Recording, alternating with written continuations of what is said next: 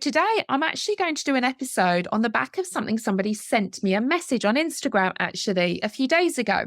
And they asked me if had I done a podcast on narcissists ruining special occasions. I'm sure, like me, before you had birthdays, Christmases, holidays, anniversaries, maybe you were going out. So maybe an occasion where it wasn't even you were with the narcissist.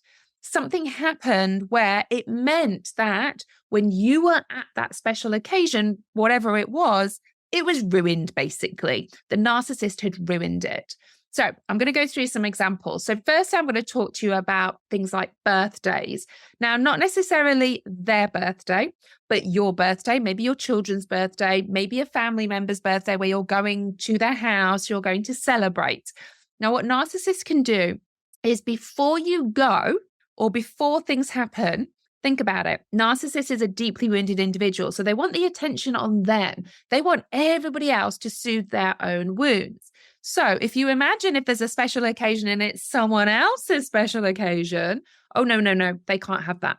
They need all eyes on them. They need themselves to be that center of attention. So of course, them not being that center of attention is going to really trigger their core wounds of not feeling worthy and good enough.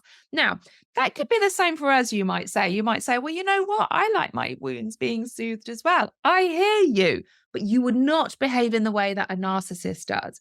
So what a narcissist will tend to do in these situations is they will start to create arguments. They'll start to create conflict. They'll start to maybe have conversations with you about, let's say you're going to see, it's your mother's birthday party and you're going around to your mother's house and you're going to have a little party or whatever it is with your family members. So before that, and it could be the day of, it could even be the day before, because it's already building up because you know that you'll be going. So what they will start to do is start to maybe drop in certain things about your mother, other family members, about how they speak about maybe the narcissist or even you. You know, they can start to say, well, I'm surprised your mother's inviting us because I don't think she likes me very much. Or, you know, gosh, I'm surprised your mother is inviting so-and-so because she doesn't seem to like them. So they're just really going to get their great big wooden spoon out and they're going to start stirring the pot.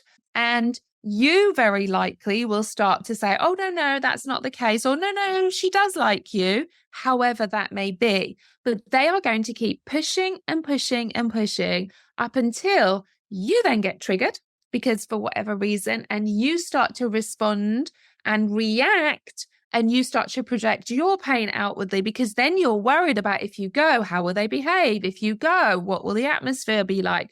People will think that it's your fault. So what happens is you start to get really, really upset. You end up going to these events and you're quite quiet then, or you may be upset.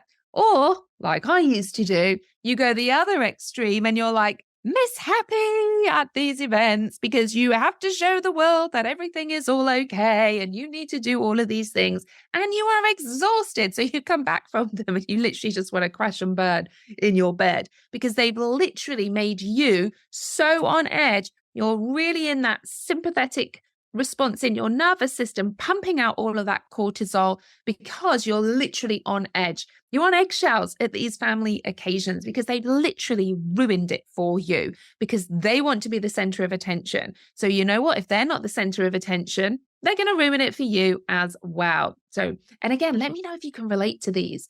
Now, the other thing that they can also do is, and again, this is a real narcissist tactic to isolate you. So I'm going to use an example of maybe you've arranged to go out with your friends, okay? Maybe it's one of your friends' birthdays. Maybe it's a special occasion. Maybe it's one of them, you know, they're getting married and it's their hen night or something. Whatever it may be, you've got a special occasion when you're going out with your friends. Now, what will often happen again is because you are not giving them all of your attention. Oh, and they do not like that. Oh, no. So again, the day before or even the day of, likely it will go into the day of and even literally just before you're about to go, they will ruin it for you.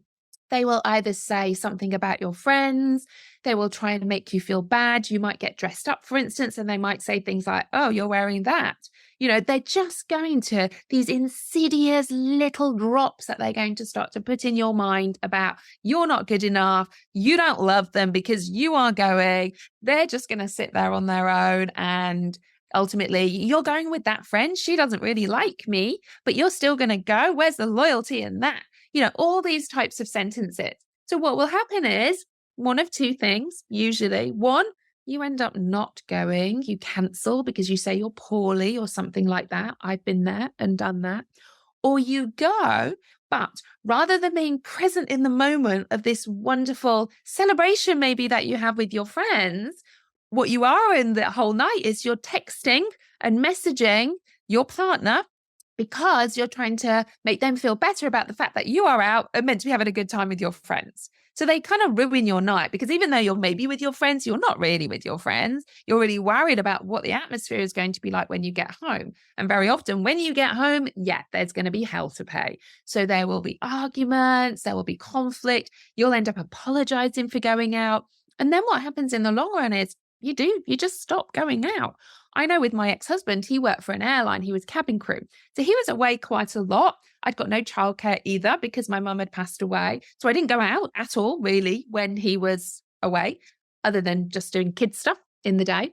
And then when he did come back, on the odd occasion then, when I actually did manage to be able to go out, which wasn't very often initially because I felt so rubbish in myself, if I'm honest, then when I did, it always seemed to start with an argument, end with an argument. I didn't enjoy myself. So you know what? I just stopped going out. I literally stopped going out. But this is where it's a tactic from a narcissist, because they want to isolate you. They want to isolate you from your friends.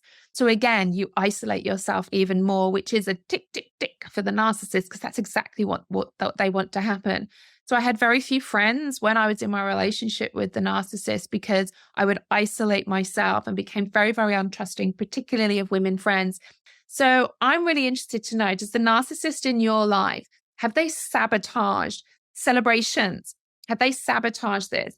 Because if they keep on doing that, and again, if it's a pattern, we can all have moments where we have an argument with our partner, for instance, before we go out or before we do anything. That doesn't mean they're a narcissist, and it doesn't mean that they are toxic. It's a one-off. But if there is a pattern of behavior that every single time you have celebrations, you have nice things happening in your life, maybe you're going out, and constantly the person you are with is sabotaging that, then please take a look, because very, very narcissistic in them doing that, because they want to make it all about them. And this can even happen with children's birthday parties.